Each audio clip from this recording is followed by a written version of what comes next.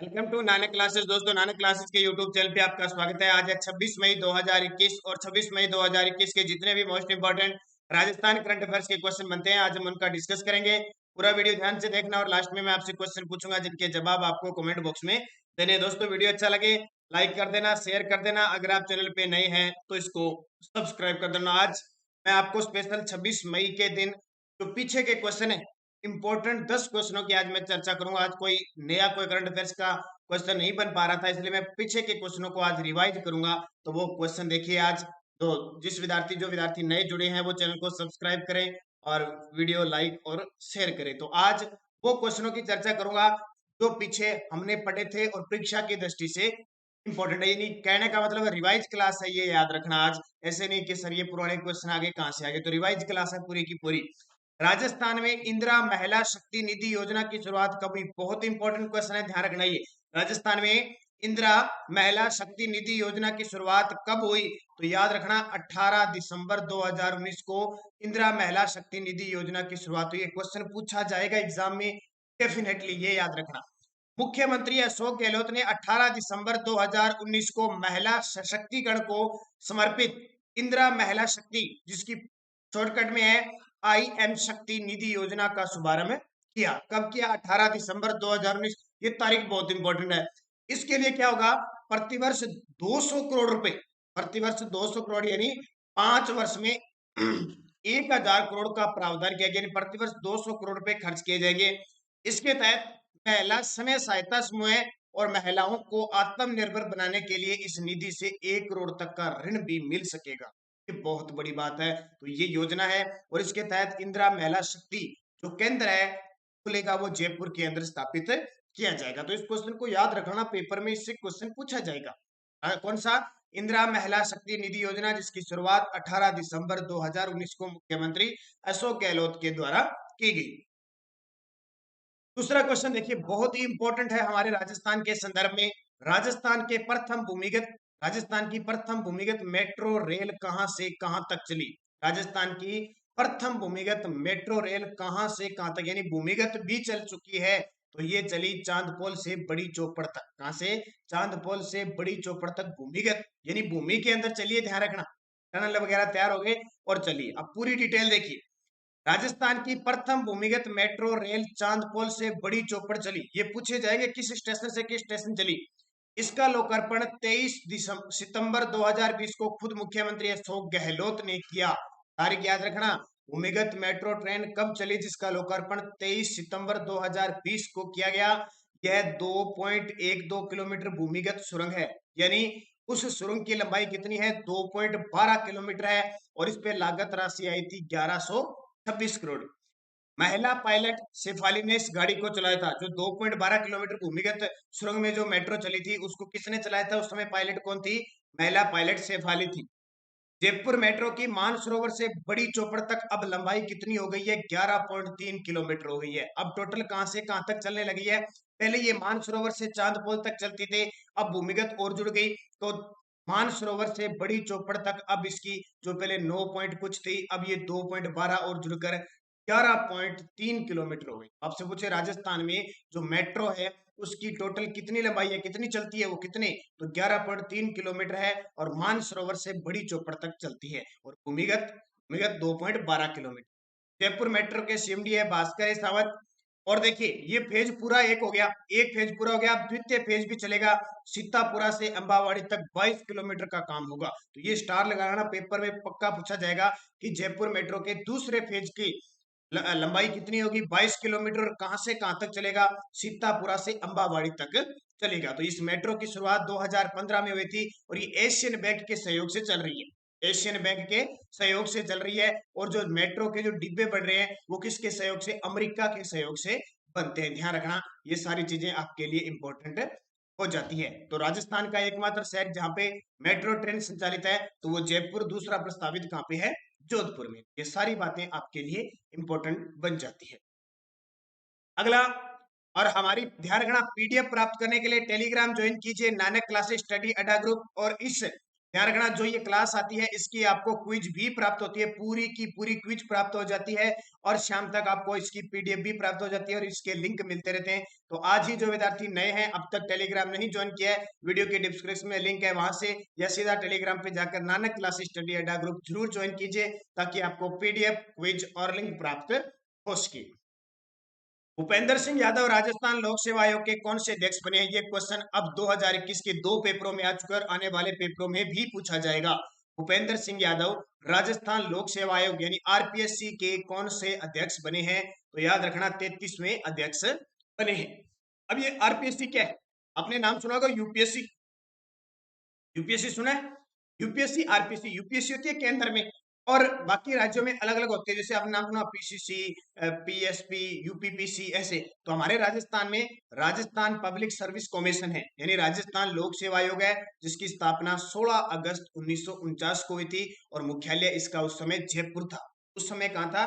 जयपुर था, लेकिन वर्तमान में इसका मुख्यालय कहाँ पे है? अजमेर के अंदर। याद रखना, आरपीएससी कॉलेज लेक्चरर में स्पेशल टॉपिक है ये आरपीएससी का। तो मैंने स्पेशल आपको वीडियो दे दिया, आप प्ले लिस्ट में जाके देखिए, RPSC college lecturer current affairs ऐसे बनी हुई है, उसमें आपको सारे आरपीएससी, राज्य मानवाधिकार, उच्च न्यायालय, विधानसभा, सारे वीडियो आपके उपलब्ध है जो आपके सिलेबस के हैं। देखिए, आरपीएससी में अध्यक्ष और सदस्यों का कार्यकाल 6 वर्ष या 62 वर्ष होता है। इसमें एक अध्यक्ष होता है और 7 सदस्य होते हैं, टोटल सदस्य कितने होते हैं? 8 होते हैं। और सत्यनारायण राव समिति की सिफारिश पर लोक सेवा आयोग को अजमेर स्थानांतरित किया गया, यानी जो मुख्यालय जयपुर था 1949 में, उसको कहाँ किया गया? 1958 में अजमेर स्थानांतरित किया गया। अनुच्छेद 315 से 323 तक इस लोक सेवा आयोग का गठन का पूरा गठन है, नियुक्ति है, हटाने का सब इस अनुच्छेद में है। राजस्थान के प्रथम अध्यक्ष सर एस के घोष थे।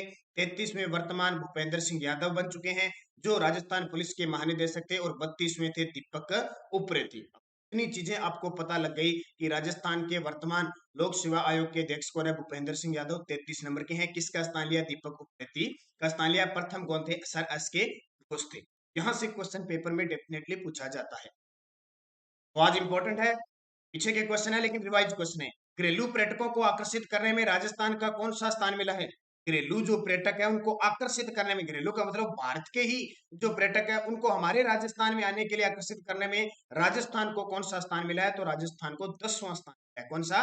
10वां। तो भारतीय पर्यटन मंत्रालय ने, भारतीय पर्यटन सांख्यिकी ने एक रिपोर्ट जारी की है जिसमें राजस्थान को 10वां स्थान मिला है और टॉप पे कौन सा रहा है? उत्तर प्रदेश रहा है। जबकि विदेशी पर्यटकों को आकर्षित करने में राजस्थान का देश में 6ठा स्थान है। घरेलू पर्यटकों के हिसाब से तो 10वां स्थान है और विदेशी पर्यटकों के अनुसार 6ठा स्थान है। और ये रिपोर्ट किसकी है? भारतीय पर्यटन मंत्रालय की है। प्रथम स्थान तमिलनाडु है, यानी विदेशी पर्यटकों को आकर्षित करने में तमिलनाडु टॉप पे है और घरेलू पर्यटक है उनको आकर्षित करने में उत्तर प्रदेश टॉप पे है। हमारा राजस्थान घरेलू में 10वां और विदेशी में 6ठा है। अब बात आती है, हमारे राजस्थान में सबसे ज्यादा विदेशी आते हैं जयपुर में आते हैं, ध्यान रखना, और जो घरेलू पर्यटक आते हैं वो सबसे ज्यादा पुष्कर के अंदर आते हैं, ये भी याद रखना। और हमारे राजस्थान में सबसे ज्यादा विदेशी आते हैं कहां से? फ्रांस से आते हैं, फ्रांस से, फिर अमेरिका से आते हैं, फिर ब्रिटेन से आते हैं, ये भी आपको याद रखना। तो ये आपके लिए इंपॉर्टेंट क्वेश्चन बन जाता है। राजस्थान के नए मुख्य सचिव किसे नियुक्त किया गया? ये भी बहुत इंपॉर्टेंट क्वेश्चन है। हालांकि आरपीएससी कॉलेज लेक्चरर का जो पेपर हुआ था कब? 12 मार्च 2021 को। मैं आपको पर्सन आगे बताऊंगा, लास्ट में जो क्वेश्चन आते हैं उसमें क्वेश्चन पूछा जा चुका है। तो राजस्थान के नए मुख्य सचिव कौन बने हैं? तो ये बने हैं निरंजन आर्य। कौन है? निरंजन आर्य, जिन्होंने किसका स्थान लिया है? राजीव स्वरूप का स्थान लिया है। तो स्वतंत्रता, राजस्थान में स्वतंत्रता के बाद पहली बार दलित वर्ग के मुख्य सचिव बने हैं। आईएएस की नरेगा श्रेणी का पहली बार कोई अफसर है वो मुख्य सचिव बना है। जन्म इनका पाली में हुआ था, 1989 आईएएस बैच के ये अफसर हैं। इनकी पत्नी संगीता आर्य जो वर्तमान में आरपीएससी की सदस्य है।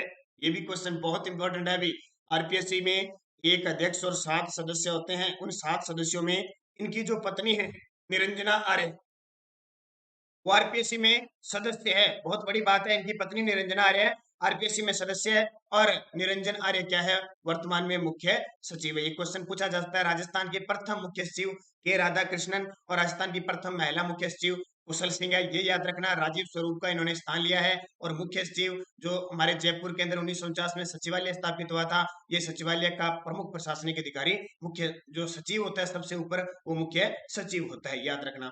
अगला, राजस्थान में इंदिरा गांधी मातृ पोषण योजना की शुरुआत कब से हुई? ये तो मैं बार बार बता रहा हूं, और इससे जो चीजें मैं आपको बता रहा हूं पेपर में पक्की आएगी।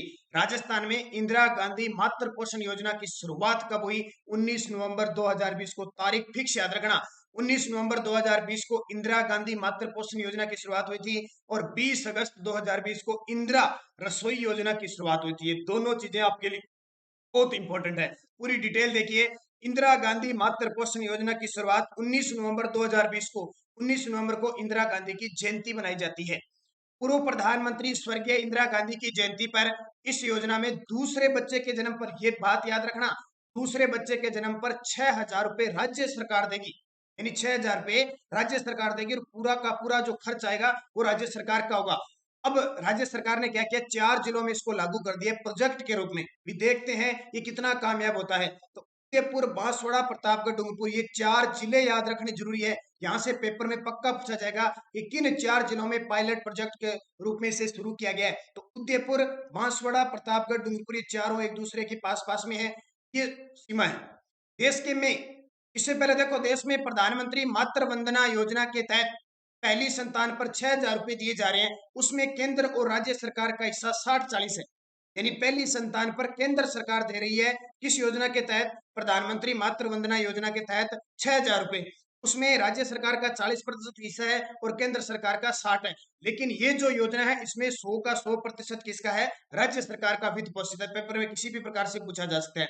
इंदिरा गांधी मातृ पोषण के योजना के तहत देखो, रजिस्ट्रेशन के समय 1,000 रुपए मिलेंगे, 6 माह बाद 2,000 रुपए मिलेंगे, बच्चे के जन्म टीकाकरण पर 2,000 रुपए मिलेंगे, और जेवाईसी के तहत ये टीकाकरण के आगे की प्रक्रिया होती है, 1,000 रुपए मिलेंगे। कितने हो गए? 3, 2, 5 और 1, 6, इस प्रकार मिलेंगे। और ये घोषणा किसने की है? राजस्थान की महिला व बाल विकास मंत्री ममता भूपेश और मुख्य सचिव निरंजन आर्य की अध्यक्षता में इस योजना की शुरुआत की गई 19 नवंबर 2020 को। इतनी इंपॉर्टेंट हो सकती है। उदयपुर, प्रतापगढ़, डूंगरपुर, बांसवाड़ा, उदयपुर, प्रतापगढ़, डूंगरपुर, बांसवाड़ा, ये 4 जिले याद पक्का रखना है आप। अगला, केंद्रीय गृह मंत्रालय ने राजस्थान में किस पुलिस थाने को सर्वश्रेष्ठ घोषित किया? ये बहुत इंपॉर्टेंट है। केंद्रीय गृह मंत्रालय ने राजस्थान में किस पुलिस थाने को सर्वश्रेष्ठ घोषित किया? तो इसका नाम है महाजन पुलिस थाना बीकानेर। महाजन पुलिस थाना बीकानेर। तो केंद्रीय गृह मंत्रालय ने राजस्थान के अंदर, ध्यान रखना, महाजन पुलिस थाना बीकानेर को सर्वश्रेष्ठ थाना घोषित किया है। 2020 में देश के टॉप 74 में राजस्थान के महाजन चुनागढ़, जो श्री गंगानगर में, और सूरतगढ़ श्री गंगानगर में शामिल है। यानी 2020 की रैंकिंग में देश के 74 पुलिस थानों में राजस्थान के 3 ही हैं। एक तो महाजन राजस्थान में टॉप आई, एक जूनागढ़ और एक सूरतगढ़। 2009 में टॉप 10 में झालावाड़ का बकानी थाना रहा था, ये क्वेश्चन आया था पेपर में। और 2018 में देश का सर्वश्रेष्ठ थाना कालू पुलिस थाना बीकानेर का रहा था। तो बीकानेर का नाम बड़ा खास है। और महाजन पुलिस, ये महाजन जो क्षेत्र है, ये एशिया का सबसे बड़ा, आपको पता है, फील्ड फायरिंग रेंज भी है, जहां पे कुछ दिन पहले ही भारत और अमेरिका के बीच वज्र प्रहार एक युद्धाभ्यास भी हुआ था। तो महाजन पुलिस थाना टॉप रहा था। अगला क्वेश्चन देखिए, हाल ही में राजस्थान में जन कल्याण पोर्टल की शुरुआत कब हुई? हाल ही में राजस्थान में जन कल्याण पोर्टल, ये भी बहुत इंपॉर्टेंट है, ये भी क्वेश्चन पेपर में आएगा। 18 दिसंबर 2020 को, 18 दिसंबर 2020 को पब्लिक वेलफेयर पोर्टल यानी जन कल्याण पोर्टल की शुरुआत हुई। यह अपनी तरह का एकमात्र पोर्टल है जहां पर किसी भी सभी सरकारी योजनाओं की जानकारी बिना पूछे ही मिल रही है। तो जन कल्याण पोर्टल की शुरुआत, ये भी याद रखना। एक है जन सूचना पोर्टल, वो 18 दिसंबर 2019 को लागू हुआ था। राजस्थान में सर्वश्रेष्ठ और देश के 6ठे सर्वश्रेष्ठ सांसद कौन से चुने गए? पिछली साल रिपोर्ट आई थी कि हमारे राजस्थान के जो 25 सांसद हैं उनमें सर्वश्रेष्ठ, और राजस्थान के पूरे लोकसभा या कितने भी सांसद हैं उनमें 6ठे सर्वश्रेष्ठ सांसद चुने गए थे। राजस्थान के तो सर्वश्रेष्ठ और देश के 6ठे सर्वश्रेष्ठ सांसद कौन चुने गए? तो ये है निहाल चंद मेघवाल। कौन है? निहाल चंद मेघवाल। तो गंगानगर से लोकसभा सांसद और पूर्व केंद्रीय मंत्री निहाल चंद ने लोकसभा में सांसद प्रदर्शन में देश में 6ठा स्थान हासिल किया है, और राजस्थान के लोकसभा सांसदों में पहला स्थान। यानी राजस्थान के 25 और 10 राज्यसभा के सांसदों में टॉप पे निहाल चंद मेघवाल रहे हैं, और देश के सांसदों में 6ठा स्थान इन्होंने हासिल किया है। पूछा जा सकता है गंगानगर से लोकसभा सांसद है और किस पार्टी से है? भाजपा पार्टी से बिलोंग करते हैं। तो ये चीजें भी आपके लिए इंपॉर्टेंट बन जाती है। राजस्थान सरकार द्वारा शिक्षा वाणी कार्यक्रम आकाशवाणी केंद्रों से कब शुरू किया गया? राजस्थान सरकार द्वारा शिक्षा वाणी कार्यक्रम आकाशवाणी केंद्रों से कब शुरू किया गया? ये बहुत इंपॉर्टेंट है। अभी पिछले साल कोरोना की वजह से आपको पता है शिक्षा से वंचित रहे बच्चों को किसी न किसी रूप से शिक्षा से जोड़ने के लिए सरकार ने लगातार प्रयास किए थे। शिक्षा वाणी कार्यक्रम आकाशवाणी जो केंद्र है वहां से कब शुरू किया? 11 मई 2020 को। शिक्षा वाणी कार्यक्रम 11 मई 2020 से प्रसार भारती ने 25 आकाशवाणी केंद्रों से आकाशवाणी कार्यक्रम का निःशुल्क प्रसारण किया था। और इसके अलावा 1 जून 2020 से दूरदर्शन पर शिक्षा दर्शन कार्यक्रम शुरू हुआ था और 13 अप्रैल 2020 से प्रोजेक्ट स्माइल शिक्षा कार्यक्रम शुरू हुआ था और स्माइल 2.0 भी चला था। अब स्माइल की फुल फॉर्म आती है social media enterprises learning engagement. ये क्वेश्चन पेपर में पक्का आएगा, इसकी full form social media enterprises learning engagement पक्की आएगी। इसकी शुरुआत वन माइल वन स्टार्ट हुआ था 13 अप्रैल 2020 को और 2.0 भी इसकी शुरुआत हुई थी, जिसके तहत शिक्षा से बच्चों को जोड़ा गया, गृह कार्य दिया गया, घर पे जा जाके उनकी कॉपियां चेक की गई। तो 11 मई 2020 को ये शुरू हुआ। ये पेपर में आएंगे, पक्के क्वेश्चन आएंगे, ध्यान रखना। जो जो सुबह रोज 7 बजे करंट अफेयर्स की क्लास आप अटेंड करते रहिए, आपके लिए सब इंपॉर्टेंट होगा। और लिखते जाइए, पीडीएफ पढ़ते जाइए, देख लेना आगे करंट अफेयर्स है, स्ट्रेटेजी के सीधे सीधे आपको पेपर में प्राप्त हो जाएंगे। पिछले वीडियो का क्वेश्चन था राजस्थान की पहली महिला लोकसभा सांसद जिनकी 23 मई को जयंती बनाई गई थी, तो उत्तर था गायत्री देवी, जो जयपुर के महाराजा मान सिंह द्वितीय की क्या थी?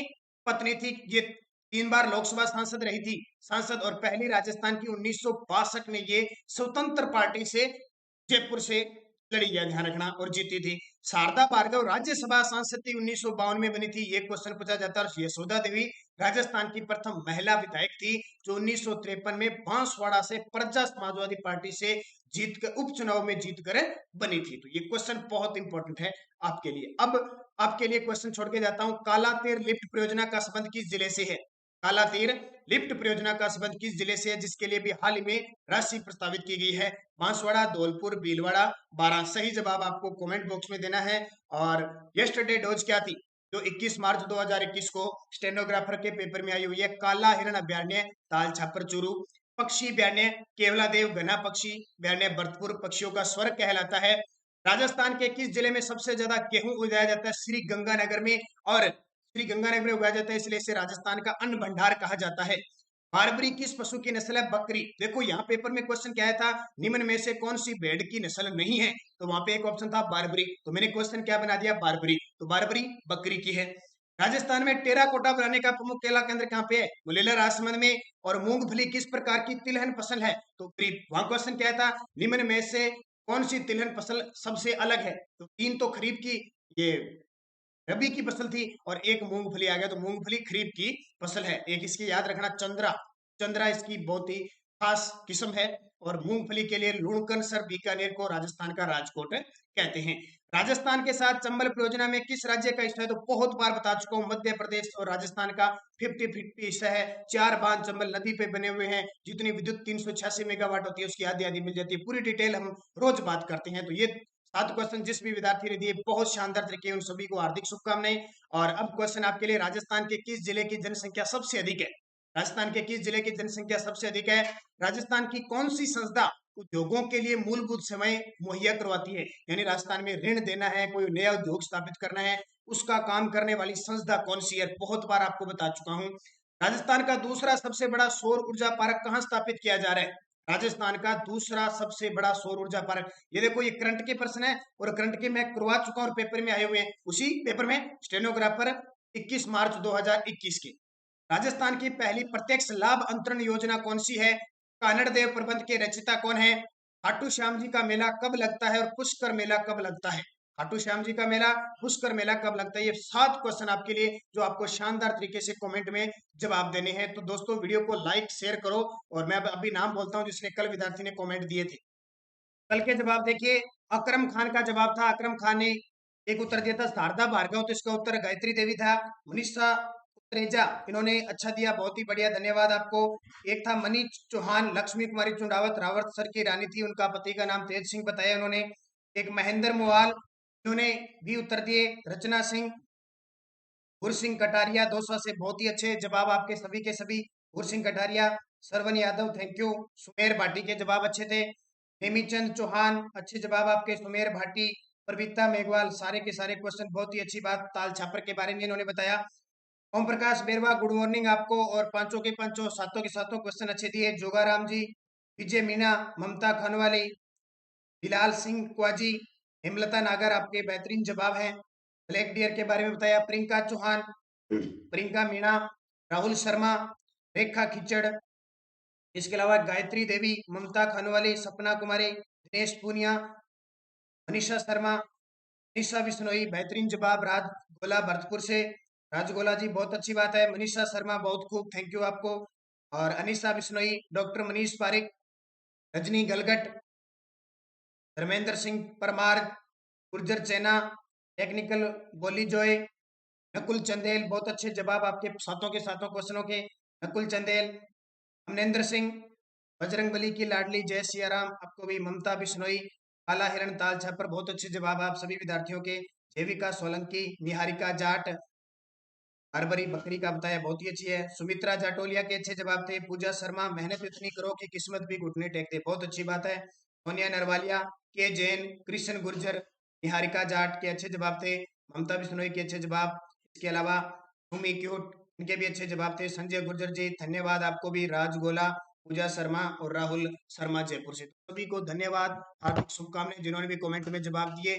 इसके अलावा बहुत सारे विद्यार्थियों भी ऑनलाइन जवाब देते हैं, उनको भी हार्दिक शुभकामनाएं, जैसे दिनेश कुमार सुतार जी है, मनीषा बिश्नोई है, स्वाति अग्रवाल है, मनीषा शर्मा है, मोनिका है, रुकमा है, इसके अलावा सपना है। बहुत सारे विद्यार्थी शानदार तरीके से जवाब देते हैं। प्रकाश कुमार जी, आपको भी तहे दिल से सभी विद्यार्थियों को स्वागत, धन्यवाद। वीडियो को लाइक करें, शेयर करें। जय हिंद, जय भारत।